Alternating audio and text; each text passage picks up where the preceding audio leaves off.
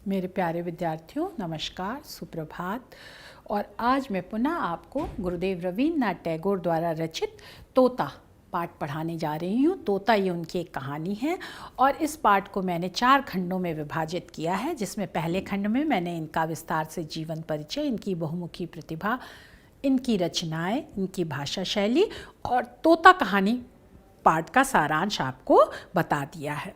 जीवन परिचय, जैसा कि हमने पहले खंड में आपको बताया था कि इन्होंने जो शांति निकेतन की स्थापना की थी, वहाँ पर इन्होंने ये आदर्श वाक्य लिखा था, यत्र विश्वम भवेत एक नीड़म, जहाँ पर संसार जो है वो एक घोंसले के समान हो जाता है। जैसे पक्षी एक एक तिनगा और घास जोड़ जोड़ के अपना घोंसला बनाता है और फिर उस घोंसले में आनंद से रहता है और स्वतंत्रता का अनुभव करता है कि ये मेरे द्वारा बनाया हुआ है, अपनी परिश्रम और अपने मेहनत से खुश होकर के वह उस घोंसले में रहने का आनंद लेता है। वैसे ही गुरुदेव रवींद्रनाथ टैगोर ने जो शांति निकेतन की स्थापना की, तो वो भी बड़ी मेहनत से की थी, परिश्रम से की थी और उसमें वह चाहते थे कि विद्यार्थी स्वतंत्रता के वातावरण में रह करके शिक्षा प्राप्त करें, अपने व्यक्तित्व का सर्वांगीण विकास करें। इसीलिए उन्होंने ये आदर्श वाक्य अपने शांति निकेतन की इमारत के ऊपर लिखा हुआ था, अंकित किया था। तोता कहानी नोबेल पुरस्कार विजेता रवींद्रनाथ टैगोर की बहुचर्चित कहानी है। यह सन 1924 में लिखी गई थी। इस कहानी में तोते को आधार बनाकर वर्तमान शिक्षा पद्धति पर व्यंग किया गया है कि वर्तमान शिक्षा पद्धति बाल केंद्रित नहीं है। इसमें बालक के स्वभाव, बालक की मनोवृत्तियाँ, बालक की जो प्रतिभा है स्वाभाविक, उसको ध्यान में रख करके शिक्षा की व्यवस्था नहीं की गई है, बल्कि पुस्तकीय ज्ञान के आधार पर और सभी बालकों के लिए एक सी ही शिक्षा व्यवस्था की गई है और कठोर अनुशासन में शिक्षा की व्यवस्था की गई है। और जो लोग शिक्षा देने में समर्थ हैं, जो लोग ज्ञानी हैं, उन्हें शिक्षण का कार्य नहीं दिया गया है। उन्हें बालक का पाठ्यक्रम निर्धारित करने का अधिकार नहीं दिया गया है, बल्कि जो इन सब बातों से दूर हैं, जिन्हें इनकी जानकारी नहीं है, यह सब कार्य उन्हें दिया गया है क्योंकि वह राजा के परिवार से संबंधित हैं। तो इस तरह से परिवारवाद के चंगुल में फंस करके किस तरह से शिक्षा व्यवस्था बालक की मेधा और प्रतिभा का हनन कर रही है, उसके व्यक्तित्व का सर्वांगीण विकास नहीं कर पा रही है, इन सब बातों को लक्ष्य करके रवींद्रनाथ टैगोर ने यह तोता कहानी लिखी है। और कहानी आपको पता है गद्य की एक विधा है और सबसे लोकप्रिय विधा है, क्योंकि कहानी के माध्यम से अगर किसी भी बच्चे को कोई बात समझाई जाती है या कही जाती है तो वह जल्दी ही उसको सीख लेता है, समझ लेता है। अब हम तोता कहानी पर आते हैं। हमने आपको संदर्भ बता दिया कि उसमें रचना और रचनाकार का नाम लिया जाता है। अब हम प्रसंग पर आते हैं कि प्रस्तुत गद्यांश में लेखक रवींद्रनाथ टैगोर ने शिक्षा व्यवस्था की विडंबना पर प्रकाश डाला है। अब हम पहले गद्यांश पढ़ेंगे और फिर तत्पश्चात जो है इसकी व्याख्या करेंगे। तो एक था तोता, वह बड़ा मूर्ख था, गाता तो था पर शास्त्र नहीं पढ़ता था, उछलता था, फुदकता था, उड़ता था, पर यह नहीं जानता था कि कायदा कानून किसे कहते हैं। राजा बोला, ऐसा तोता किस काम का, इससे लाभ तो कोई नहीं, हानि जरूर है। जंगल के फल खा जाता है, जिससे राजा मंडी के फल बाजार में टोटा पड़ जाता है। मंत्री को बुलाकर कहा, इस तोते को शिक्षा दो। तोते को शिक्षा देने का काम राजा के भांजे को मिला। पंडितों की बैठक हुई। विषय था उक्त जीव की अविद्या का कारण क्या है। बड़ा गहरा विचार हुआ। सिद्धांत ठहरा, तोता अपना घोंसला साधारण खरपात से बनाता है, ऐसे आवास में विद्या नहीं आती। इसलिए सबसे पहले तो यह आवश्यक है कि इसके लिए कोई बढ़िया सा पिंजड़ा बना दिया जाए। राज पंडितों को दक्षिणा मिली और वे प्रसन्न होकर अपने अपने घर चले गए। अब बच्चों हम व्याख्या पर आते हैं कि लेखक कह रहा है कि एक था तोता, जैसा कि हमने पिछले खंड में भी आपको बताया कि तोते पक्षी के माध्यम से बालक की शिक्षा व्यवस्था पर लेखक ने व्यंग किया है और शिक्षा व्यवस्था के नाम पर जो बाह्य आडंबर है उसका यहाँ पर वर्णन किया। तो एक था तोता मतलब एक बालक था। जैसे पक्षी उन्मुक्त आकाश में उड़ना चाहता है, सुंदर होता है, कोमल होता है, छोटा सा होता है, वैसे ही बालक भी छोटा होता है, सुंदर होता है, कोमल होता है, मासूम होता है, निर्दोष होता है, लेकिन वह अनेकानेक संभावनाओं से भरा होता है। उसके अंदर अनेकानेक योग्यताएं होती हैं, मेधा होती है, प्रतिभा होती है, और बालक को शिक्षा उसकी बुद्धि के स्तर के अनुसार उसकी मेधा, प्रतिभा, योग्यता और रुचि को देखते हुए करना चाहिए। अब लेखक इसमें बालक के स्वभाव का वर्णन कर रहा है और लेखक कह रहा है, यहाँ लेखक ने व्यंग्य किया है, गुरुदेव ने व्यंग्य किया है। तोता बड़ा मूर्ख था, अज्ञानी था। बालक, जैसे बालक को दुनियादारी नहीं समझ में आती है, वैसे ही पक्षी को भी दुनियादारी नहीं समझ में आती है।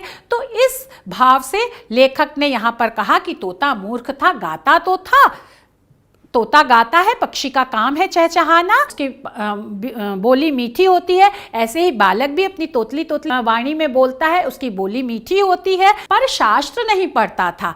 जैसे तोते का काम तो, पक्षी का काम तो गाना है, पढ़ना लिखना तो है नहीं। ऐसे ही बालक का कार्य भी खेलना, कूदना, उसके मन में जो भाव आ रहे हैं उनको अपनी तोतली बोली में बोलना है, ना कि शास्त्र। शास्त्र मतलब किसी भी विषय से संबंधित जो ज्ञान विज्ञान की पुस्तकें होती हैं उनको पढ़ना। तो बालक बचपन से ही तो सारा ज्ञान विज्ञान से संबंधित पुस्तकें पढ़ने नहीं लगेगा। तो लेखक ने यहाँ पर यही कहा है, जैसे बच्चे उछलते हैं, कूदते हैं, तो वैसे ही लेखक यहाँ पर कह रहा है, पक्षी के माध्यम से ये बात कह रहा है कि वह तोता उछलता था, फुदकता। जब पक्षी जो है वो थोड़ी ऊंची उड़ान लेकर के उड़ता है तो उसे फुदकना कहते हैं, और उड़ता था, पर यह नहीं जानता था कि कायदा कानून किसे कहते हैं।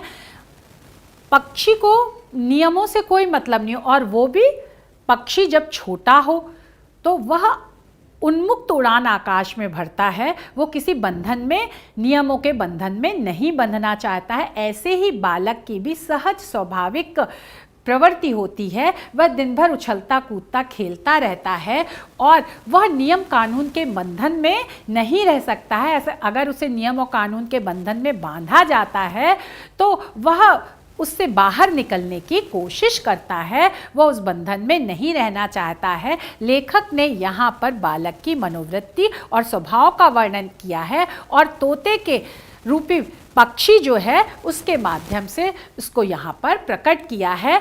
तो जब तोता कायदे कानून में नहीं बंधा तो राजा को परेशानी हुई, और यहाँ पर राजा से तात्पर्य है एक तरह से अभिभावक, संरक्षक। तो जब उन्हें परेशानी हुई तो वह बोले, ऐसा तोता किस काम का, इससे लाभ तो कोई है नहीं, हानि जरूर है, नुकसान जरूर है, इससे कोई हमें फायदा तो हो नहीं रहा है। ये जंगल के फल खा जाता है, जिससे राजा मंडी के फल बाजार में टोटा पड़ जाता है। टोटा मतलब कमी। और मंत्री को फिर बुलाकर कहा कि इस तोते को शिक्षा दो।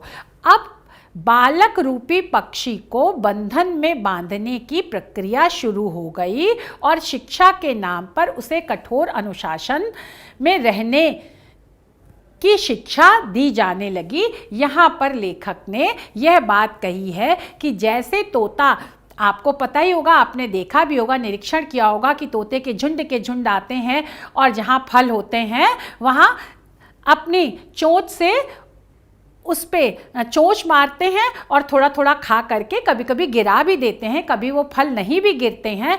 तो उनकी इस खुशी के ऊपर भी बंधन लगा दिया गया। जैसे बच्चा जो है वो थोड़ा खाता है, थोड़ा गिराता है, तो यह सब राजा रूपी अभिभावकों को समझ में नहीं आया, अच्छा नहीं लगा, और उन्होंने कहा कि इससे जो बड़े लोगों के लिए जो फलों की, अच्छे अच्छे फलों की आवश्यकता होती है, वहाँ फल नहीं पहुँच पाते हैं, बड़े लोग अच्छे फल नहीं खा पाते हैं क्योंकि बच्चे उन फलों को बिगाड़ देते हैं। तो इसको जो है अब शिक्षा दी जाए, इसको नियम कानून कायदे में बांधा जाए और किस तरह से कठोर अनुशासन में अपना जीवन व्यतीत किया जाए, इस बात पर विचार विमर्श हुआ। और यह कार्य जो है वो मंत्री को बुला करके राजा ने मंत्री से कहा कि इस तोते रूपी बालक को आप शिक्षा देने का कार्य शुरू कर दें। तो तोते को शिक्षा देने का काम राजा के भांजे को मिला। अब आपको जैसा कि पता ही होगा लोक व्यवहार में कि भांजा जो होता है वह बहन का बेटा होता है। तो राजा के बहन का जो बेटा था उसको यह कार्य दिया गया। किसी शिक्षक को, किसी ज्ञानी को यह कार्य नहीं दिया गया, बल्कि परिवार के एक सदस्य को, और वह उस परिवार के सदस्य को जो बहुत अधिक लाडला था। और जो जरूरत से ज़्यादा लाडला होता है वो जरूर बिगड़ा हुआ होता है। तो ज़्यादा लाड प्यार में जो राजा के बहन का बेटा पला था उसको यह शिक्षा देने का कार्य सौंपा गया। मंत्री ने यह कार्य राजा के भांजे को दिया। इस तरह से परिवारवाद को वहाँ बढ़ावा मिला। सच्चे ज्ञानी और शिक्षक को शिक्षा देने का कार्य नहीं सौंपा गया और वहीं से शिक्षा व्यवस्था में विकृति की शुरुआत हो गई। लेखक यहाँ पर यह कहना चाहते हैं। और पंडितों की बैठक हुई। बालक को शिक्षा देने का काम जो बाल मनोविज्ञान से परिचित शिक्षक हैं उन्हें देना चाहिए, जो बालक की सहज मनोवृत्ति और स्वभाव को जानते हैं। यहाँ पर बहुत बड़े बड़े पंडित और ज्ञानी की जरूरत नहीं होती है, लेकिन यहाँ पर वही लेखक कह रहा है कि पंडितों की बैठक हुई। बड़े बड़े जो पंडित थे उनकी एक सभा हुई और विषय था उक्त जीव की अविद्या का कारण क्या। अविद्या मतलब अज्ञान। ये जो उक्त जीव है मतलब तोता है, ये क्यों अज्ञानी है, जबकि उसके बाल स्वभाव को किसी ने नहीं समझा, बस उसके ऊपर ज्ञान को थोपा जाने लगा। बड़ा गंभीर विचार हुआ कि बालक को कैसी शिक्षा दी गई और सिद्धांत ठहरा, जो निष्कर्ष निकला कि तोता अपना घोंसला साधारण, अब यहाँ पर लेखक ये कह रहा है कि तोता अपना घोंसला साधारण घास फूस से बनाता है। तो ऐसे आवास में मतलब निवास स्थान में ज्ञान की प्राप्ति नहीं हो सकती। अब यहाँ पर गुरुदेव ने पुनः व्यंग किया है कि जो पक्षी अपनी मेहनत से घोंसला बनाता है उस मेहनत को महत्ता नहीं दी गई, बल्कि जिस चीज से वह घोंसला बनाता है उसको महत्ता दी गई। तो इसलिए अगर जो मेहनत करता है लेकिन साधारण वस्तुओं से अपना निवास स्थान बनाता है वह शिक्षा के योग्य नहीं है, शिक्षा का अधिकारी नहीं है, यहाँ पर लेखक ये कहना चाहते हैं, और इसीलिए उसको शिक्षा प्राप्त नहीं हो पाती है। तो अब उसकी शिक्षा प्राप्ति के लिए कोई बढ़िया सा पिंजड़ा बना दिया जाए। पिंजड़ा मतलब बंधन। तो एक बढ़िया सा, एक बहुत सुंदर सा कोई शिक्षालय बना दिया जाए और तोते के रहने के लिए उसको बंधन युक्त करने के लिए एक सुंदर सा पिंजड़ा बना दिया जाए जहाँ पर वह तोता रहेगा, और एक सुंदर सा शिक्षालय बना दिया जाए जहाँ पर बालक को शिक्षा दी जाएगी। लेकिन बालक कैसी शिक्षा प्राप्त करेगा और बालक को कैसी शिक्षा दी जानी चाहिए, इस पर कोई भी विचार विमर्श नहीं किया गया। सिर्फ शिक्षा के नाम पर दिखावा, आडंबर, बाह्य व्यवस्था पर ही ध्यान केंद्रित किया। यहाँ पर गुरुदेव यहाँ ये कहना चाहते हैं, और जिन्होंने ये सिद्धांत निकाला कि एक सिर्फ सुंदर सा विद्यालय बना दिया जाए, ऐसे विद्वानों को, ऐसे पंडितों को खूब दक्षिणा दी गई, पुरस्कार दिया गया, सम्मान दिया गया, और वो खुश होकर अपने अपने घर चले गए। क्योंकि शिक्षा के नाम पर दिखावा करने वालों को ही यहाँ पर लेखक ये कहना चाहता है कि पुरस्कार मिलता है। जो शिक्षा व्यवस्था के आधारभूत लोग हैं उनको कभी भी कोई पुरस्कार और सम्मान नहीं दिया जाता है। इस तरह से लेखक ने यहाँ पर व्यंग्यात्मक शैली में शिक्षा व्यवस्था के बाह्य आडंबर पर प्रकाश डाला है। अब हम विशेष पर आते हैं। लेखक द्वारा बाल केंद्रित शिक्षा व अनौपचारिक शिक्षा की अपेक्षा राज्य नियंत्रित औपचारिक शिक्षा को थोपने की प्रक्रिया को सरल स्वाभाविक खड़ी बोली में प्रतीकात्मक व व्यंग्यात्मक शैली में प्रकट किया है। अब हम प्रश्नों पर आते हैं। उपरोक्त गद्यांश का संदर्भ लिखिए, रेखांकित अंश की व्याख्या कीजिए और तोते को शिक्षा देने का कार्य किसे सौंपा गया। जो रेखांकित अंश की व्याख्या है बच्चों, वह वैसे ही आप संदर्भ लिखेंगे, प्रसंग लिखेंगे, व्याख्या लिखेंगे और फिर विशेष लिखेंगे, और इसी प्रारूप पर आपकी परीक्षा पर प्रश्न पूछे जाते हैं। अब हम अगले गद्यांश पर आते हैं कि जिसमें संदर्भ वही होगा, रचना और रचनाकार का नाम। हम प्रसंग पर आते हैं कि प्रस्तुत गद्यांश में लेखक रवीन्द्रनाथ टैगोर द्वारा शिक्षा व्यवस्था की प्रदर्शनकारी बाह्य व्यवस्था पर प्रकाश डाला गया है। अब हम पहले गद्यांश पढ़ेंगे सुनार बुलाया गया, वह सोने का पिंजड़ा तैयार करने में जुट पड़ा। पिंजड़ा ऐसा अनोखा बना कि उसे देखने के लिए देश विदेश के लोग टूट पड़े।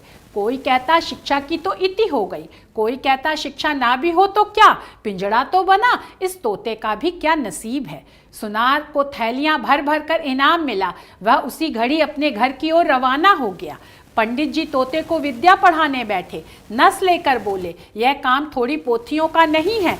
राजा के भांजे ने सुना। उन्होंने उसी समय पोथी लिखने वालों को बुलवाया। पोथियों की नकल होने लगी। नकलों के और नकलों के पहाड़ लग गए। जिसने भी देखा उसने यही कहा कि शाबाश, इतनी विद्या के धंधे को जगह भी नहीं रहेगी। नकल नवीसों को लद्दू बैलों पर लाद लाद कर इनाम दिए गए। वे अपने अपने घर की ओर दौड़ पड़े। उनकी दुनिया में तंगी का नाम निशान भी बाकी ना रहा। दाम्भी पिंजड़े की देख रेख में राजा के भांजे बहुत व्यस्त रहने लगे। इतने व्यस्त कि व्यस्तता की कोई सीमा ना रही। मरम्मत के काम भी लगे ही रहते। फिर झाड़ू पोछ और पॉलिश की धूम भी मची ही रहती थी। जो ही देखता यही कहता कि उन्नति हो रही है। इन कामों पर अनेक लोग लगाए गए और उनके कामों की देख रेख करने पर और भी अनेक लोग लगे। सब महीने महीने मोटे मोटे वेतन ले लेकर बड़े बड़े संदूक भरने लगे। ये गद्यांश पूरा हुआ और अब हम इसकी व्याख्या पर आते हैं कि पक्षी को रहने के लिए, मतलब बालक को बंधन युक्त शिक्षा प्राप्त कराने के लिए सुनार को बुलाया गया। सुनार जिसने सोने का पिंजड़ा बनाया। सोना एक बहुमूल्य वस्तु है। तो ऐसे ही बालक को एक विद्यालय में, जिस विद्यालय में शिक्षा दी गई, उस विद्यालय की इमारत की साज सज्जा बहुत सुंदर की गई और बड़ी सुंदर और भव्य इमारत बनाई गई। कहने का मतलब ये है। और वह सोने का पिंजड़ा तैयार करने में जुट पड़ा, लग गया और पिंजड़ा ऐसा अनोखा अद्भुत बना कि उसे देखने के लिए देश विदेश के लोग टूट पड़े। जो विद्यालय बनाया गया बालक को शिक्षा देने के लिए, वह विद्यालय इतना आकर्षक और सुंदर और भव्य था, उसकी इमारत, कि देश विदेश से लोग उस इमारत को देखने के लिए आने लगे। लेकिन किस विद्यार्थी को शिक्षा दी जाएगी, क्या शिक्षा दी जाएगी, इस बात की ओर किसी का ध्यान नहीं गया। कोई कहता शिक्षा की तो इति मतलब समाप्ति हो गई। कुछ लोग जो समझदार थे वो समझ गए कि जब शिक्षा के नाम पर दिखावा होगा, शिक्षा के नाम पर भौतिक वस्तुओं का जमावाड़ा होगा, तो वास्तव में शिक्षा प्राप्त नहीं होगी। शिक्षा तो बालक की मनोवृत्ति को देख करके, बालक की आयु, स्वभाव, सहजता, उसकी योग्यता, मेधा को देख करके दी जाने चाहिए। और जो बालक की इन मनोवृत्ति को समझते हो, जिनका हृदय उदार हो, व्यापक हो, जो बाल मनोविज्ञान के ज्ञाता हो, बालक किस तरह से स्वयं अपनी मेधा और प्रतिभा का विकास करे, स्व अनुशासन में रहे, स्वाधीनता का अनुभव करे और जब वो पढ़े तो उसे वो पढ़ाई बोझ ना लगे, इस बात की ओर किसी का ध्यान नहीं गया। लेखक यहाँ पर ये बात कहना चाहता है और इस तरह से शिक्षा की समाप्ति हो गई। कोई कहता, जो देखने वाले आ रहे थे, जितने मुंह उतनी बातें कि शिक्षा ना भी हो तो क्या, पिंजड़ा तो बना, शिक्षा नहीं मिल रही तो क्या हुआ, शिक्षा के देने के लिए कम से कम एक विद्यालय तो तैयार हुआ। इस तोते का भी क्या नसीब है, क्या भाग्य, नसीब मतलब भाग्य कि वह सोने के पिंजड़े में रह रहा है। ऐसे ही बालकों के लिए कहा जाता है कि इनका क्या भाग्य है कि ये इतने सुंदर विद्यालय में, आकर्षक विद्यालय में पढ़ रहे हैं। सुनार को थैलियां भर भर कर इनाम मिला। अब लेखक यहाँ पर ये कह रहा है कि जिन्होंने विद्यालय बनाया इतना सुंदर, उनको खूब इनाम दिए गए, पुरस्कार दिए गए और वह उसी घड़ी, मतलब उसी क्षण अपने घर की ओर रवाना हो गए। उन्होंने प्रस्थान कर दिया कि कहीं ऐसा ना हो कि यहाँ रुके और कुछ लोग फिर ये कहने लगे कि अरे यहाँ तो सिर्फ इमारत बनी है, शिक्षा की तो कोई व्यवस्था है नहीं, तो हमसे इनाम ले ना लिया जाए। इसीलिए वो तुरंत अपने घर की ओर सुनार महोदय चले गए कि जिससे उनका पुरस्कार उनके पास रहे। फिर पंडित जी तोते को विद्या पढ़ाने बैठे। अब पंडित जी जो हैं वो तोते को ज्ञान देने के लिए तैयार हो गए। नस एक नलिका को कहते हैं, एक तरह की कलम होती है जो पहले लकड़ी से बनाई जाती थी, सरकंडे से, तो उसे नस लेकर बोले, यह काम थोड़ी पोथियों का नहीं है, पुस्तकें बालक को पढ़ाने के लिए कम है। तो जब पंडित जी ने ये कहा और राजा के भांजे ने सुना, क्योंकि राजा के भांजे को ये शिक्षा देने का कार्य सौंपा गया था। तो उन्होंने उसी समय पोथी लिखने वालों को बुलवा लिया, तुरंत के तुरंत। कार्य तुरंत का तुरंत होता है। तुरंत पोथी लिखने वालों को, छोटी पुस्तकें लिखने वालों को बुलवा लिया गया और पोथियों की, लेकिन जो पुस्तकें लिखी गई वो मौलिक पुस्तकें नहीं थी, बल्कि क्या है, नकल, अनुकरण थी। जो पहले ज्ञान था उसी ज्ञान को फिर से लिख दिया गया। उसमें कहीं कोई मौलिकता नहीं थी, कहीं कोई सृजनात्मकता नहीं थी। जो बालक को शिक्षा देने के योग्य शिक्षक थे उनसे कोई सलाह मशविरा नहीं लिया गया था।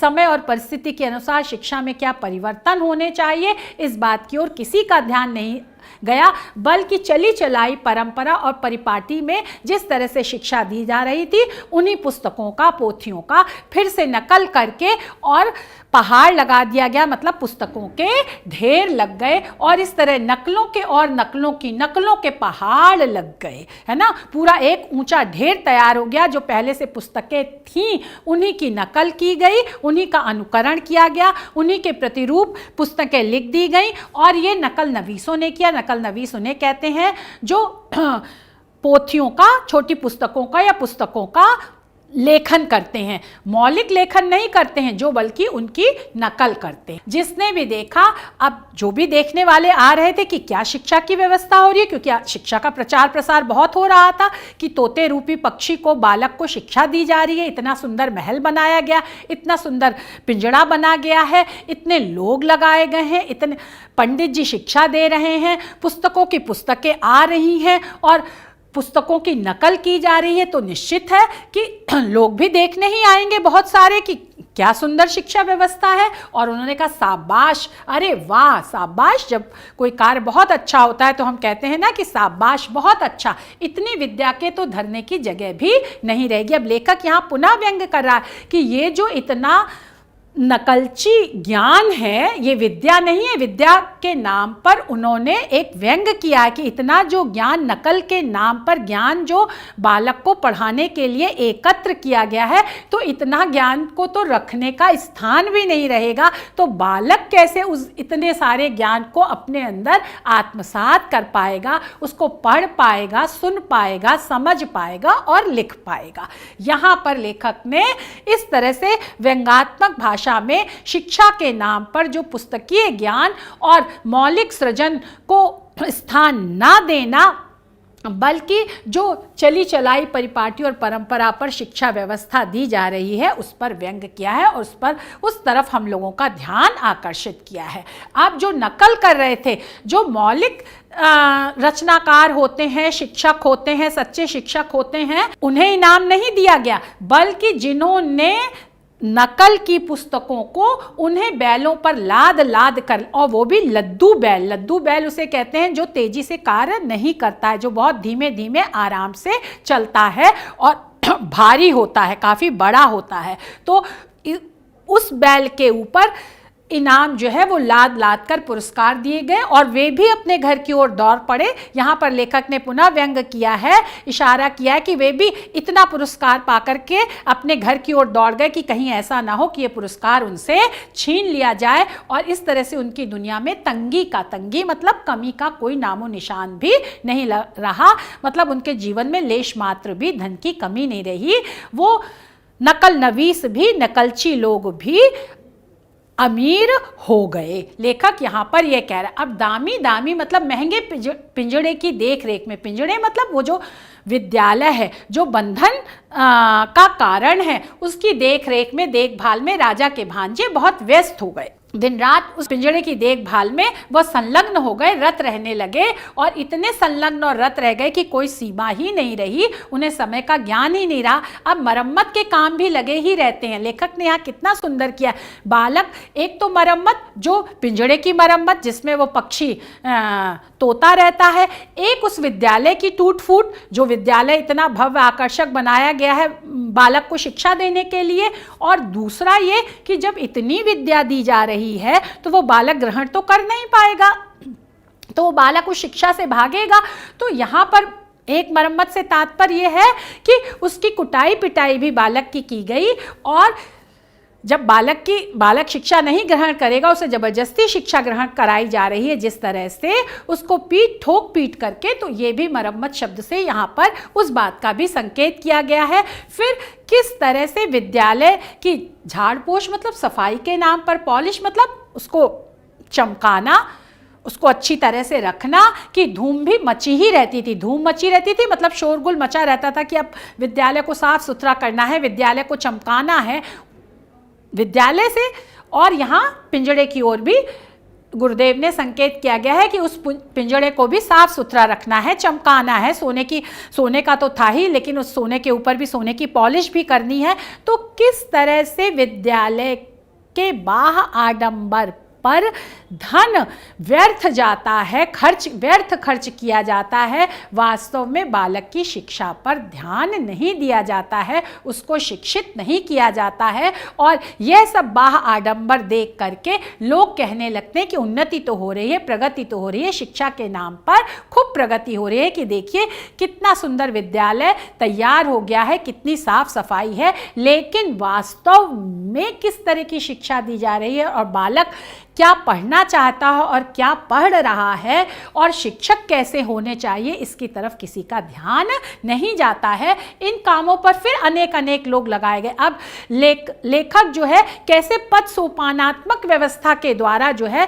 वो शिक्षा के नाम पर धन खर्च किया जा रहा है, इस पर हम सब लोगों को बता रहा है, इस तरफ हम लोग का ध्यान आकर्षित कर रहा है। और उनके कामों की देख रेख करने पर भी फिर जो नए कर्मचारी आए, उन लोगों के भी कामों की देखभाल करने के लिए नए निरीक्षक नियुक्त किए गए। और इतने सारे लोगों के, अधिकारियों के, कर्मचारियों के महीने के वेतन पर राजकोष से धन खर्च किया जाने लगा कि बालक को बहुत अच्छी शिक्षा दी जा रही है। और इस तरह से लेखक ये बता रहा है कि किस तरह से बालक की शिक्षा के नाम पर धन का अपव्यय किया जा रहा है और सब लोग धीरे धीरे अमीर हो रहे हैं, लेकिन बालक की क्या दशा है और बालक शिक्षा ग्रहण भी कर पा रहा है या नहीं कर पा रहा है, इस तरफ किसी का ध्यान जा ही नहीं रहा है। अब हम विशेष पर आते हैं कि लेखक द्वारा शिक्षा के बजाय शिक्षा के नाम पर होने वाले बाह्य आडंबर का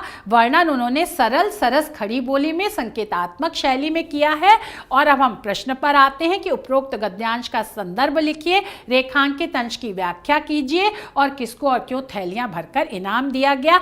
अब बाल केंद्रित शिक्षा व्यवस्था के प्रणेता सुप्रसिद्ध शिक्षाविद गीजू भाई बधेका की कविता खूद का पानी द्वारा शिक्षा व्यवस्था में सुधार के सार व शिक्षा संदेश के रूप में प्रस्तुत किया जा सकता है। जो हम कविता पढ़ रहे हैं गीजू भाई बधेका, ये बाल शिक्षा व्यवस्था के और बालक को वास्तव में कैसी शिक्षा देनी चाहिए, इस पर इन्होंने बहुत शोध की, खोज की, बाल मंदिरों की स्थापना की और वास्तव में बालक को उन्मुक्त और स्वतंत्र वातावरण में उसकी योग्यता और क्षमता के अनुसार शिक्षा दी। तो ये एक कविता के माध्यम से उन्होंने प्रकट किया है, जो मैं पढ़ दे रही हूँ। कल के अध्यापक ने सोचा था कि दंड और पुरस्कार देने से ही बालक में बुद्धि आएगी। कल के अध्यापक ने सोचा था कि किताबी पाठ और कविता रटने से ही ज्ञान मिलता है। कल के अध्यापक ने सोचा था कि सख्त नियमों की बेड़ियां पहनाने से बालक संयमी बनेगा। उसने सोचा था कि शिक्षण में स्वतंत्रता देंगे तो विद्यार्थी पढ़ेंगे नहीं, इसलिए उन्हें दबाकर रखना चाहिए। इसलिए उसने ज्ञान का संपूर्ण क्षेत्र विद्यार्थियों की पढ़ाई के लिए निर्धारित कर दिया और परीक्षा को ही एकमात्र जीवन लक्ष्य मानकर उसी की उपासना में अपने और विद्यार्थियों के खून का पानी कर दिया। शिक्षक कक्षा, अब यहाँ पर लेखक ने कहा है कि बालक में जो जोश होता है, उत्सुकता होती है, जिज्ञासा होती है पढ़ने की और शिक्षा प्राप्त करने की, उसको इन सारे बंधनों ने जो इसमें इस कविता में उन्होंने व्यक्त किए हैं और गुरुदेव रवींद्रनाथ टैगोर ने अपने तोता कहानी में व्यक्त किए हैं, वो इन्होंने, लेखक ने कहा है कि किस तरह से उसका उत्साह, जोश और जिज्ञासा ठंडी हो गई बंधन के नाम पर शिक्षा देने के तरह। अब शिक्षक कक्षा के प्रत्येक बच्चे का प्यार, विश्वास और सम्मान दंड से नहीं बल्कि उससे स्नेह देकर हासिल कर सकता है। यह बात यदि प्रत्येक शिक्षक अच्छी तरह समझ ले तो सीखना हर बच्चे के लिए संभव होगा। किस तरह से स्नेह, प्यार, अपनत्व के वातावरण में बालक शिक्षा ग्रहण करता है, इस बात को हमें ध्यान में रखकर ही बालक को शिक्षा देनी चाहिए। यही इस कविता में बाल केंद्रित शिक्षा के ज्ञाता गिजुभाई बधेका ने कही है और यही बात गुरुदेव रवींद्रनाथ टैगोर तोता कहानी में कहना चाहते हैं। बच्चों, आशा है आपको यहाँ तक यह पाठ समझ में आ गया होगा। जो ना समझ में आया आप पूछ सकते हैं। धन्यवाद, नमस्कार।